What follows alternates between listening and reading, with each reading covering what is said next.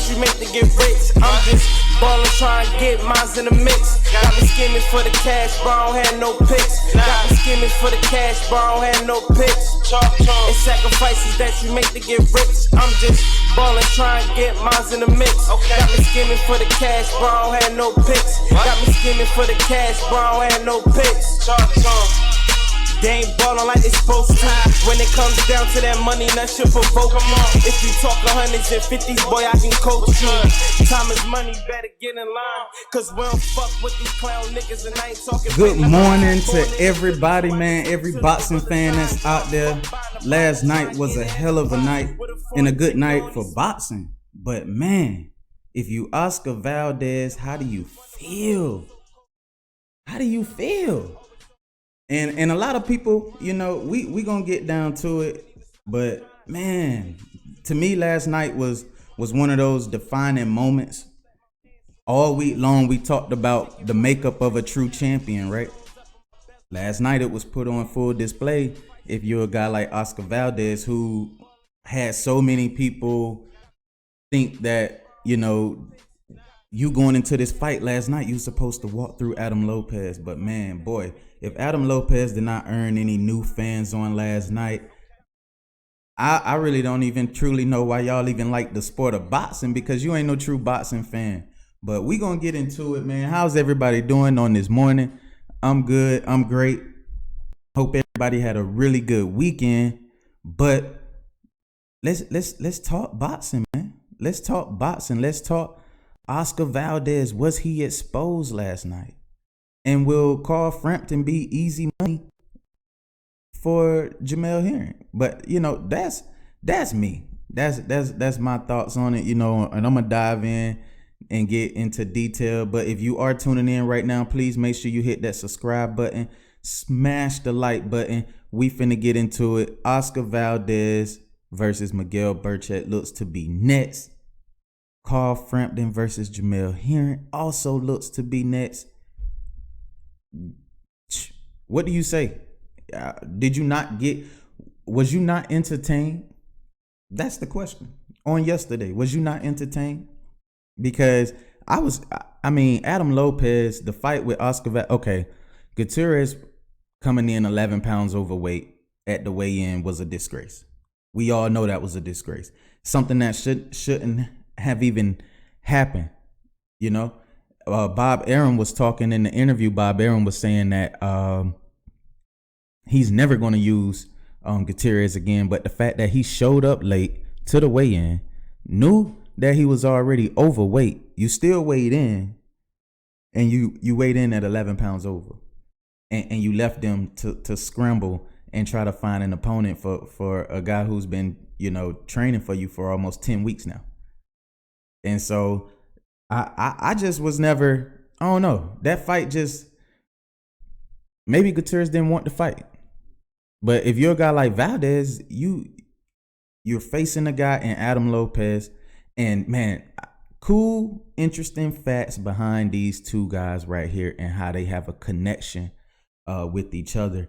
Fact number one is that who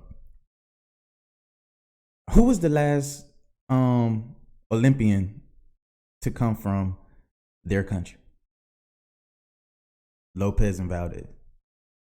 Lopez was the last, and the guy before, Valdez was last, and the guy before Valdez was Adam Lopez's father. So that connection was right there. Adam Lopez is a 126 pounder. He's a natural 126 pounder who moved up in weight on last night to fight Oscar Valdez. They gave him a little bit more money and took care of him, you know, so that they will be able to have a main event. They moved him up to the main event. They paid off his opponent. And look at where the kid was in that moment. That was a surreal moment for him. I mean, how many guys takes a fight on a 30-day notice? Not a 30-day, 30-hour notice, right? The kid only had 30 hours to prepare. And to him, he had nothing to lose at all. Like, nothing, zero. He wasn't worried. He wasn't afraid or doing or had to go out and put on a masterful performance. You know, he didn't think about it like that. He didn't see it like that. This kid, what he went and did was he went and took it to a whole new level by doing what? Showing his true boxing skills. That kid showed his boxing skills that a lot of people didn't even think Adam Lopez had going into the fight. They didn't even know who Adam Lopez was. They probably really didn't care who he was, and they just knew Valdez was going to walk all over him. I had said this comment. I had posted this comment on Instagram when we was talking about this fight in particular. Me and some people that was commenting on the post, and what they said was like, oh, Lopez is was getting work, last night. And I'm like, how was Adam Lopez getting work last night when he was winning on the cards? Like, he was winning the entire fight all the way up until he had, when he got caught with the left hook. When he got caught with the left hook, the shot was just crazy in the sense of the power pushed him back. Like, it wasn't that he got a clean knockdown. It was more of, okay, he got hit with the shot, right? But then it was almost as if, like, when he took a step or two back, and you have Valdez coming forward, the momentum of Valdez is what caused him to fall back into the ropes. And so he, and if Valdez would have landed the last shot, that's what a lot of people ain't talking about. If Valdez would have landed the last shot, then it would have been night right then and there after the knockdown. But the kid got back up, and he showed true heart and true grit. But for those of you saying that Adam Lopez was getting worked, like, dude, go back, look at these scorecards. And that's my thing.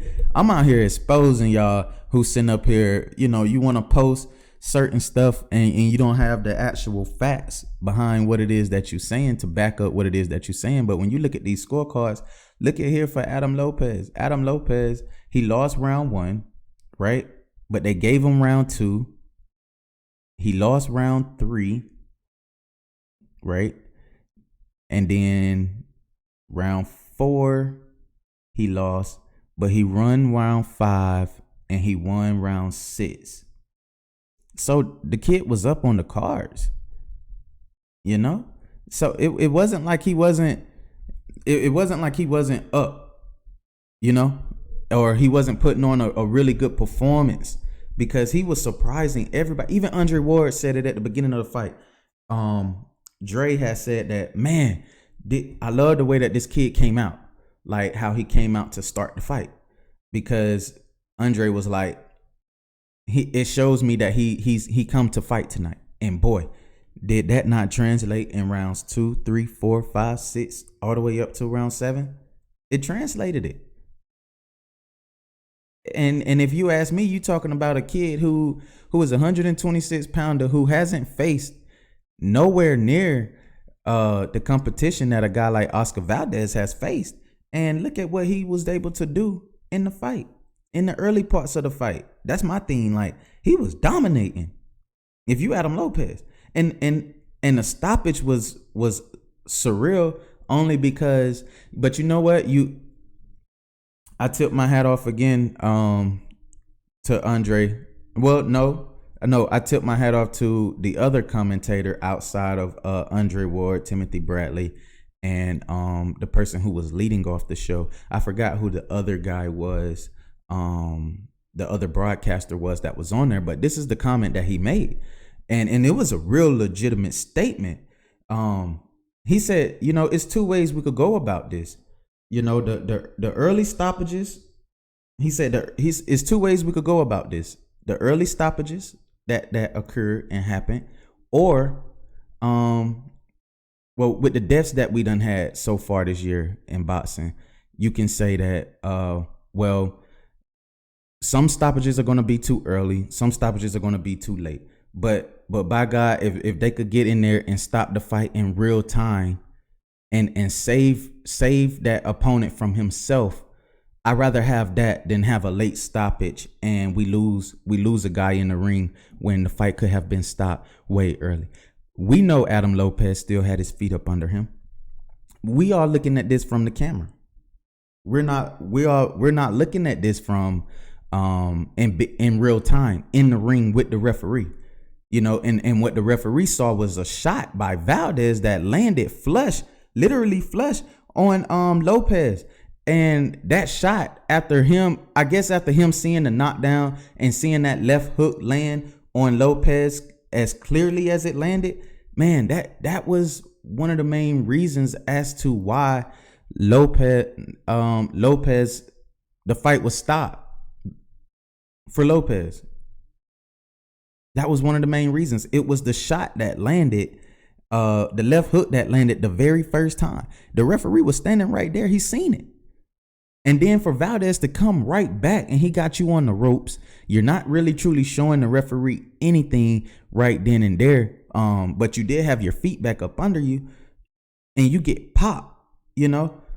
That was the main reason why he stopped the fight. So, I mean, at first on last night, my first immediate reaction was, dude, why did you stop the fight? You know, like it was an early stoppage. It shouldn't have been stopped. But then again, it's like after you think about it and you come off the emotional high and you really truly look at the whole entire landscape of things, then you have to say, well, you know what? That was a good stoppage. Only because of stuff that's been taking place this year in boxing. And then too, at the same time, who's to say, what if the stoppage was too late? What if he just allowed Valdez to continue on and say, for instance, Valdez, you know, maybe perhaps caught Lopez with a shot that could have ended his career and the referee could have stepped in. See, we can't have it multiple ways. And I think that's the problem that we have in boxing. You know, 1 minute we want it one way, the next minute we want it another way. We can't ask for the referee to stop fights without, you know, it's difficult to be in a position of a referee and to know when to step in, because sometimes you're gonna either step in too early or you're gonna step in too late, and it's your best judgment to just step in right at the first start of when you think it's time to step in. That's you just gotta let them do that. And damn it, if it's too early, then it's too early. But at the end of the day, if it saves the opponent, I'm all for it. Now, some stuff you can't just like go back and look at the AJ versus what was that? Alexander Povetkin, or was that Joseph Parker? I think it was the Joseph Parker fight. If you go back and look at the AJ versus Joseph Parker fight, when Joseph Parker was getting the good work on the inside and the referee kept stepping in, you know, and trying to stop the fight. Well, not stop the fight, but break them up, because Joseph Parker was getting good work in on the inside of AJ. Stuff like that. Okay, then yes, you stop that, right? But when you get to the point of where you doing it to the point of where you got the opponent or the fighter is on the ropes, he's not really truly defending himself, and he's already been knocked down once before in the fight. That's what y'all got to understand. And that's what I had to understand after last night, was that Lopez got dropped already. And he took some shots prior to him getting knocked down. That left hook that landed, I wish I would have showed you guys this clip. But the clip was taking too long to upload. But the left hook that landed on Lopez, that was a tough shot. And it landed flush. And the ref was standing right there.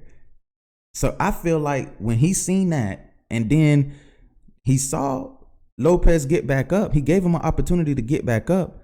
But then once they started again and you get trapped on the ropes again and you don't show him anything and you get caught with another shot like that, yeah, he stopped the fight. He stopped the fight. So it was a good stoppage. It was a good stoppage. And Lopez, like I said, he earned more fans on last night. His stock has risen. But if you're Oscar Valdez, has your stock dropped? That's the main question here. Was he exposed? That's what I want to know. Was he exposed last night? We saw in the early parts of the fight, in which these scorecards, I totally don't agree with the scorecards. I'm going to be honest with you, because round one, hands down, I gave that round to Adam Lopez. That he came out, the guy looked like he was ready to fight. I mean, Andre Ward even saw that. You know what I'm saying? The kid came out, his jab was looking phenomenal. It wasn't a round that I felt like Oscar Valdez didn't start winning until you look at round 6. Round 6 was probably the round that I would say, okay, Valdez is picking it up just a little bit, enough to where you felt like the pace was probably starting to change just a little bit. But Lopez was still there in the fight. He was still there in the fight. That's my thing. And it's like, I'm sitting here, and then hold on. Let me go back to the cards. So when you look at round 2, right? Round 2, they had it 19. Okay. They gave round 2 to Adam. They gave round 3 to Oscar Valdez, which I totally disagree with round 3. Like how? Sometimes I be trying to understand this stuff, man. I be trying to really truly understand, like, what the hell do the judges be seeing? Like, so round 3, they gave round 3 to, okay, round 3 seemed almost even in a sense. They had to fight even. Round 4, they had Travis Ford. No, not Travis Ford. Who is this judge? Max DeLuca. Max DeLuca had it 37-38 at the end of the 4th, right? 37-38. Everybody had it 37-38 with Lopez losing Valdez up 1 on the cards. Everybody had that. Then round 5, you had, who is this? Glenn Philman give give Adam Lopez that round. Gave him round 5. David Moretti gave, as usual, Oscar Valdez round 5. This mother joker gave he gave Valdez every round. He literally gave Valdez every round. Dave Moretti. How? I really don't. How? Dave Moretti literally was given, and then it was a 10-8. He gave a 10-8 round. Okay, the knockdown round. Everybody had it at 10-8 round. But he gave every round outside of the knockdown round to oh my God. Dave Moretti gave every round outside of the knockdown round to Oscar Valdez. I don't know if that's some top rank type thing going on. If that was like a card that, you know, every round's got to go to Oscar, you know. Every round. We're going to give every round to Oscar. You know, on Dave's card. I could hear Bob saying that, you know. But man, that's stuff that you gotta pay attention to. That's stuff that I pay attention to. Just looking at this is crazy. Like, how is it that you give every round to Oscar Valdez when every round Oscar Valdez was getting worked by Adam Lopez? Adam Lopez jab was landing. His 2-3 punch combinations was landing. The defense of Oscar Valdez was horrible. Even with him working on his defense all camp long, his defense was horrible, and he was still getting touched. This kid was still getting touched. So him and Berchelt fight is just gonna be an all-out war. That's it. His fight with Berchelt is gonna be an all-out war. Nothing more, nothing less. Nothing's gonna change. Nothing's gonna, be any different in this fight. I think they both gonna come at each other head to head, and that's it. Like, for real. Like, that's some of the stuff that I be looking at, and I really truly be trying to pay attention on. But to each his own. Those of you who sitting there trying to really truly think, well, not think, but sit here and really want to tell me that that didn't go down like that. Y'all playing. Like, y'all know darn well Oscar Valdez was exposed last night. But my thing is that, okay, with him taking to his defense, to Valdez's defense, he did take the fight with Adam 30 hours prior to the fight. But if you're a champion, and we seen AJ, he's dealing with this now.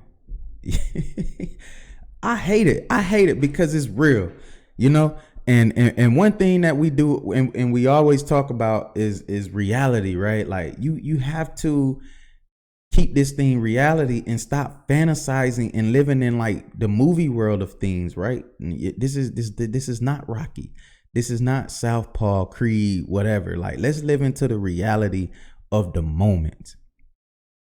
If you are Anthony Joshua, and I'm just going based off of me, how I look at things. When you facing a guy who you prepared, say for instance, okay, like AJ prepared for a guy like what was the cheeseburger man, I can't think of his name right now, Big Baby, Jarrell Miller, right? He focused, his whole intent during camp was Big Baby. That's it. He wanted Big Baby. He got big for Big Baby. He beefed up for Big Baby. Everything was about Big Baby. Everything. Take away Big Baby right before the fight, where you only really truly got like a week or two to prepare. That's the situation that AJ was in. I done beefed up to face a guy who is slow, not quick, not fast, and I only have to worry about his power, really and truly. And I put on the muscle mass in order to be able to deal with a big guy like that in the ring. That's all AJ did. To not get a chance to prepare for a guy like Ruiz, who is the complete opposite. I don't even know how many times I gotta say it. And I think this is where people gotta really truly separate the two. And I'm gonna say this because I'm gonna go back and take this clip and post it on my Instagram. But I really truly mean this when I say this, right?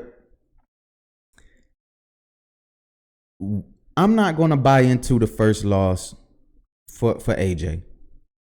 I'm not gonna buy into it because it's gonna be surreal after the second time. The first time could have been a fluke because of the reasons behind it. The reasons behind it. And last night could have been a perfect example. When you take fights on a notice, on short notice, when you've prepared for an opponent for a long period of time, albeit you don't want your training to go to waste. You feel like your time, effort, money that you put into that camp, you want to beat somebody's ass. I understand that. I totally understand that. But is it worth the risk? Is it worth the humiliation if you lose? That's what AJ facing right now. And I'm just talking about reality. I ain't even talking about like just from the boxing boxing sense of things. I'm talking about just pure reality. His mindset. This is what I've been talking about all week long. Championship mindset, your mentality. How do you cope with situations like that? Look at this. Like, I'm really truly harping on this AJ situation because mentally, where is his state of mind? You got the world doubting you, man. When you was on top, and then now everybody's questioning you as a champion. They're questioning you. They don't care that you took the fight, Ruiz took the fights 2 weeks prior. They don't care that Jarrell Big Baby Miller was on PEDs and he failed 3 drug tests, prior to you all fighting or whatever the case may be. They don't care. They don't care about that. Boxing fans, people like us, like we care about that stuff because we want to know what's going on. We care about what's going on. But when you got the casual fans and other people who tune into boxing, who pay for pay-per-views and stuff like that, who just pay to just see fights, they don't care about that. And the fact that you lost, you know what they care about? Damn, AJ lost, Ruiz won, he quit in the ring, the public humiliation that he's facing. Now you got to answer questions as to why you quit, why this, why that. Like so many questions you got to answer. But one thing that a lot of people ain't even talking about and being real about, and I'm going to be real about it. And I'm going to say it for AJ. If AJ can't come out and really truly want to say it himself, but AJ was not prepared for Andy Ruiz. You can't prepare for something that you can't put it like this. Albeit he's a champion. Anthony Joshua was the champion. But that's like taking, and I'm gonna use this for my football heads, for people who love football. I'm gonna use this for my football heads. The New England Patriots is one of the best defensive teams in the NFL right now. The best defensive team in the NFL. They went up against Lamar Jackson and the Baltimore Ravens. Lamar Jackson is an opponent that when you can't prepare for him until you see him. It's all about reaction at that point. You can't scheme up something that you never seen before, so you just have to react off of what's going on right then and there because you never seen it before. So everything is off a reaction. How do you react when this happens? How do you react when that happens? What is your adjustment? Go back to AJ and Ruiz. AJ never seen a fighter like Ruiz. Faster hands, and has power too at the same time in his division. AJ ain't never seen that. Name me a fighter who got the hand speed of Andy Ruiz who AJ has faced in his career thus far. You can't name me one.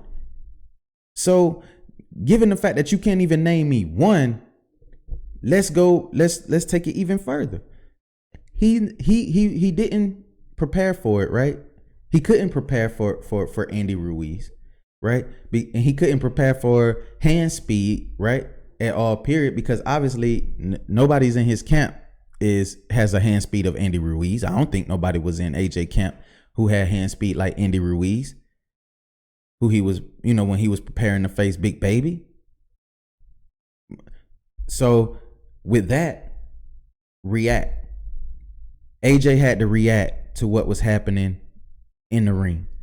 And he couldn't react to it, just like New England couldn't react to what Lamar Jackson was doing, and what happened, they lost. Boom. New England lost to Baltimore this year to Lamar Jackson and what he did. Him being new, they never seen it before. They never seen that scheme. And the only thing you can do is react to it and try your best to stop it during your first time around. Same thing with AJ. Only thing he could do is react to it and try his best to stop it. But he could not stop it, and he could not figure out a way. And that's another thing, man. I've been looking at this is Buddy, man, shout out to Buddy McGirt. That's what I'm talking about. When I talk about championship coaches, Buddy McGirt he has to be right up there.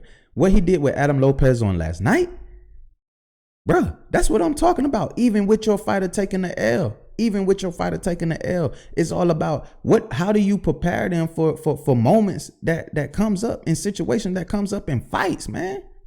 AJ Teen, who I think his name is Rob Morelli or something. I really don't want to mess up his name.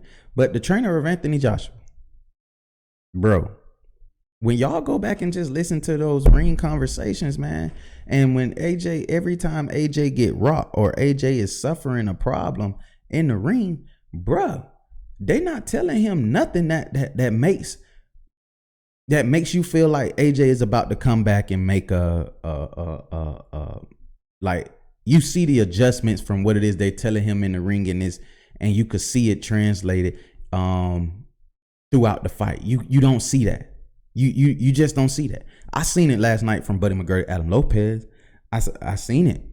I seen it so much to where when you know what I'm saying, the kid came in that same round after McGirt told him what he told him, and the kid came in and was punching with conviction and dropped Valdez. Round 2. I'm just saying.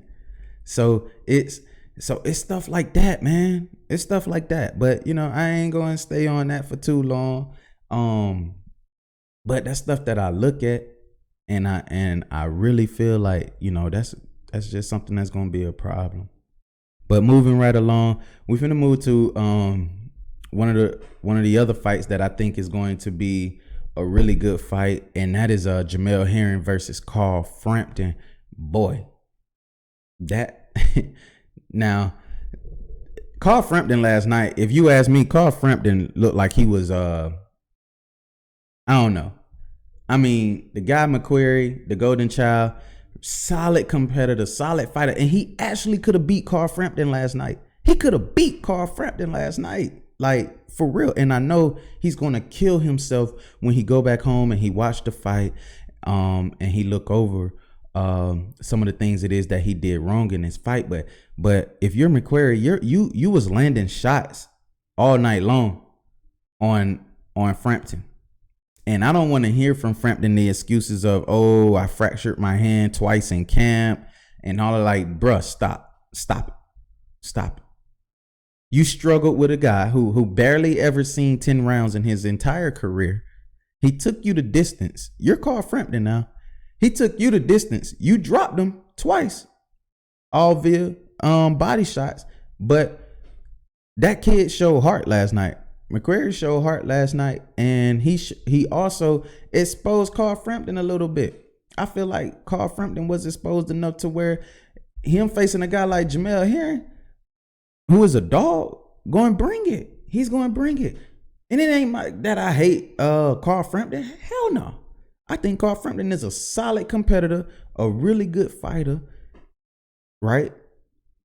Definitely can make some noise at 130, but I just think Herring is just a different beast, man. I think Herring is cut from a different cloth. I mean, that's a Marine right there. And he a killer. You know what I mean? He wants to smoke. It ain't that he's shying away from anything. He really want to be a unification. He want to be unified champion. I respect that. But if you call Frampton, bro, you got a lot you got to work on. Now, he said it was him fracturing his hand. Let's wait till we get an MRI, because we're going to follow up on that fractured hand. He said he fractured his hand twice in camp. He broke his hand twice. That's what he said. These are words that came out of his mouth. This ain't nothing that I'm just coming up, just spewing. But that's what he said. And now, do I sit here and believe that happened? You can say anything. I mean, you hear a whole bunch of stories, from fighters and stuff coming out of camp of what was broken, this, that, and the third, whatever. I mean, at once in point in time, you had Mike Tyson saying he broke his back. You know what I'm saying? Spinal. Literally, like in the fight, he broke his back. So I mean, in training, he broke his back. So, like, yeah, when you hear stuff like that, I mean, it just raises it to me. It raises eyebrows. It raises questions. But you know, I don't know. I don't know. It's funny to me. This whole thing is funny to me. So I'm finna cue up the audio for the interview with Jamel Herring, where Jamel was asked about him facing Carl Frampton. And I think Jamel is really truly like embracing the fact that, like, yeah, the time is now. The moment is now. And why not have an opportunity to face a guy like Carl Frampton in next year?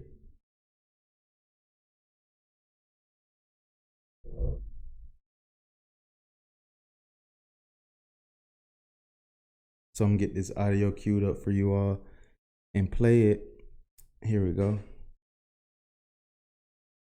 Frampton's performance, I'm a fan. Like I said, there's one thing people don't know. I've always been a fan of Carl Frampton, and he showed the true, grit of a world champion. He's a two-division world champion for a reason, and he proved it tonight. Does that mean that a fight between Carl Frampton and Jamel Herring makes sense? Oh yeah, the people are already asking for it. I mean, one reason why I love Carl because he's the only one that actually wanted to fight me. A lot of people who've been following my journey, I've been trying to get a unification matchup with other big names, and Carl Frampton coming up a weight class, still wanting to prove himself and say, hey, if Jamel Herring fight's available, let's make it happen. So if we can make it happen, let's do it. Would you come to Belfast for that fight? Oh yeah, I'll come anywhere over there. Like I said, I love the atmosphere. When I came to the UK in London for the 2012 Olympic Games, and I always promised myself that I will come back for a major event. So if that happens to be the event to come back in that area, sign me up. I don't know if I want my boy to go way over there to Belfast to fight Frampton for a unification bout. I really want that fight to be here in the States. It deserves to be here in the States because at this point, Jamel Herring is the A side. Straight up, he's the A side. The A side. That fight gonna be here in America. I don't see that fight really truly being anywhere else outside of the US. I don't even want it to be anywhere else outside of, I don't even want it to be in the UK. Like, nah, that'll be a hell of a fight here. Because we know that Jamel Herring can, albeit Belfast and the UK has an excellent fan base or whatever the case may be. But we got a United States Marine who's here, who has done everything up until this point. Asked of him as a champion, and he's been wanting a unification bout. He's getting an opportunity to get a unification bout. Damn it, let him get it at home. Let him get it here at home versus Carl Frampton. Frampton made his US debut. You know what I'm saying? So it's not like he's new to any of us here in the United States. So why we can't have it here in the States? And I think it's gonna be here in the United States, given the fact that Frampton did cross over and come over here to the United States and fight. So that's why I believe the fight will be happening here in the States. But man, that's a good fight. That's a hell of a good fight. I'm really truly looking forward to that fight happening in the early, I think he said the spring of 2020. So good possibility of that fight happening maybe in April, May. So I'm really truly looking forward to that. But man, this is it, man. This has been the show. Thank you all for tuning in. I definitely, wanted to talk about Oscar Valdez being exposed. Because I feel like he was exposed in this fight. Only reason why I say that is because defensively, Oscar Valdez has been very troublesome. Defensively. Do I think it's going to remain that way? Absolutely not. But how fast can you change, as a fighter? For Berchelt, he's going to have to work on his defensive skills to be able to put himself in position to win. But if you're Berchelt, like you've seen some things that you can capitalize on from Oscar Valdez, and we hope that both of these guys give us a hell of a fight come 2020. Things can get worked out and put in position for that thing to happen. So, like I said, I ain't gonna hold y'all long. Thank you all for tuning in. Make sure you go ahead and smash the like button if you tuned in. Smash that like button, man, and go ahead and subscribe to the channel too. You know what I'm saying? Because your boy just only trying to get better. That's it. It's sacrifices that you make to get rich. I'm just ballin', trying to get mines in the mix. Got me scheming for the cash, but I don't have no picks. Got me scheming for the cash, but I don't have no picks. It's sacrifices that you make to get rich. I'm just ballin', trying to get mines in the mix. Got me scheming for the cash, but I don't have no picks. Got me scheming for the cash, but I don't have no picks. They ain't ballin' like they supposed to. When it comes down to that money, none should provoke me. If you talk 100s and 50s, boy, I can coach you. Time is money, better get in line. Cause we don't fuck with these clown niggas, and I ain't talking penny wise. Born in the Phillies, so I can take you to the gorilla side. Fuck buying the block, I'm trying to get an enterprise. With a foreign chick that only speak when it's dinner time. I was taught to do it big, never minimize. They wonder why my flow so cold, was born in the wintertime. Always on my gristle, haters could never stop my grind. They throwing shade, but the clips can't even stop my shine. This bitch choosing off the way that the Benz ride. I don't even want to throw the oop, let my man slide. Two bitches stacking this in them crazy towns. The stones up on my bezel cost me. It's sacrifices that you make to get rich. I'm just